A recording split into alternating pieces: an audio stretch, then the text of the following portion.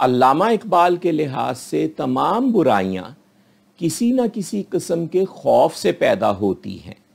یہ ہم گزشتہ قسط میں دیکھ چکے ہیں۔ اب ہم یہ دیکھیں گے کہ اس بات کی اصل اہمیت یہ ہے کہ اگر تمام برائیوں کا سرچشمہ انسان کے اپنے اندر نہیں ہے بلکہ باہر ہے، تو اس کا مطلب یہ ہے کہ انسانی دنیا سے تمام برائیاں مکمل طور پر ختم بھی کی جا سکتی ہیں۔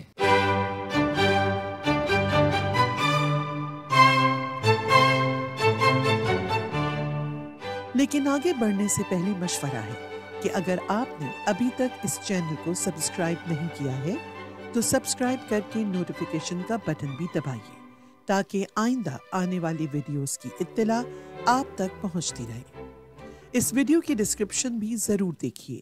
علامہ اقبال کے مطابق اسلام نے ہمیں بتایا ہے کہ انسان کی اخلاقی اور روحانی ترقی کی انتہا یہ ہے کہ وہ خوف اور غم سے مکمل طور پر آزاد ہو جائے۔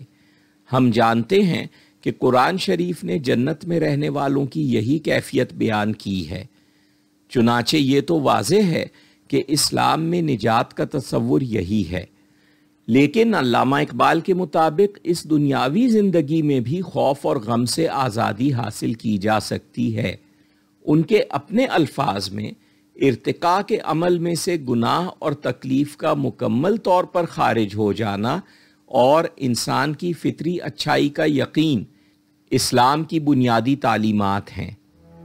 مغرب کی جدید تہذیب کی بنیاد رکھنے والے بعض عظیم مفکروں اور فنکاروں کا خیال بھی یہی تھا، جیسا کہ اس چینل سے پیش کی جانے والی ایک اور ویڈیو میں واضح کیا گیا۔ علامہ اقبال کے مطابق یورپ کی جدید تہذیب کا آغاز اس تحریک کے ساتھ ہوتا ہے جسے انلائٹنمنٹ یعنی روشن خیالی کہا جاتا ہے۔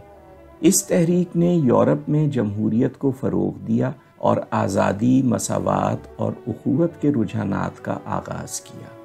ان تمام رجحانات کے پیچھے یہ خیال کار فرما تھا کہ جس طرح ظاہری دنیا قدرت کے بعض قوانین کے ماتحت ہے، بالکل اسی طرح انسانی معاشرے میں بھی قدرت کا ایک قانون جاری و ساری ہے۔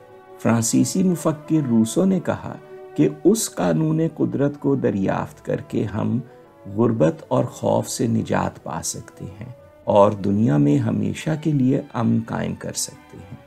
یہی خیال جرمن مفکر کانٹ کے فلسفے میں ایک خاص اہمیت اختیار کر گیا۔ جرمنی کے فلسفی شاعر گوئٹے نے اپنے عظیم ترین شاہکار میں دکھایا کہ انسانی تاریخ اپنے تمام اچھے اور برے واقعات کے ذریعے اس منزل کی طرف بڑھ رہی ہے جہاں کوئی قوم غلام نہ ہو۔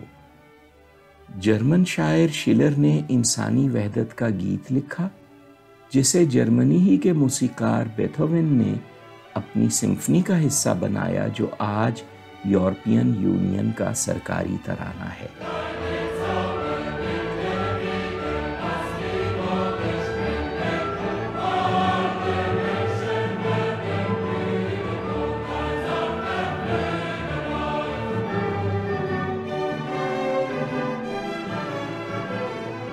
علامہ اقبال نے ہمارے سامنے اس قسم کے معاشرے کی ایک واضح تصویر پیش کی ہے اور اسے مرغدین کا نام دیا ہے۔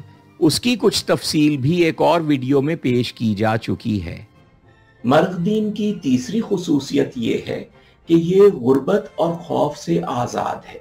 علامہ اقبال نے اس کی منظر کشی کرتے ہوئے بتایا ہے کہ وہاں بلند عمارتیں ہیں، لوگ خوش شکل، نرم طبیعت اور میٹھی زبان والے ہیں۔ ان کا تخیل کسی سے کچھ سیکھے بغیر ہی سورج کی روشنی سے سونا چاندی برآمد کر لیتا ہے۔ علم و ہنر کا مقصد صرف خدمت کرنا ہے۔ وہاں کام کو دولت سے نہیں تولا جاتا، کرنسی کا رواج نہیں ہے، طبیعتوں پر مشینوں کی حکومت نہیں ہے۔ کسان محنتی ہیں اور پوری فصل کے خود ہی مالک ہیں، کیونکہ جاگیردار کا کوئی تصور نہیں ہے۔ جرم کا کوئی وجود نہیں، اس لیے پولیس بھی نہیں ہے۔ کوئی جھوٹ نہیں لکھتا، نہ کوئی بے روزگار ہے، اور نہ ہی بازاروں میں بھکاریوں کی دلخراش صدائیں سنائی دیتی ہیں۔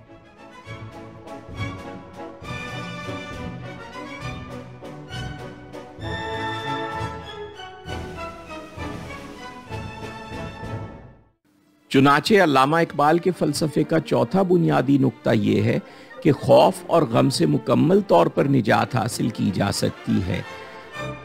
اس قسم کے معاشرے کو حقیقت کا روپ دینا ہی علامہ اقبال کے فلسفے کا اصل مقصد ہے، جیسا کہ ہم آئندہ اقساط میں دیکھنے والے ہیں۔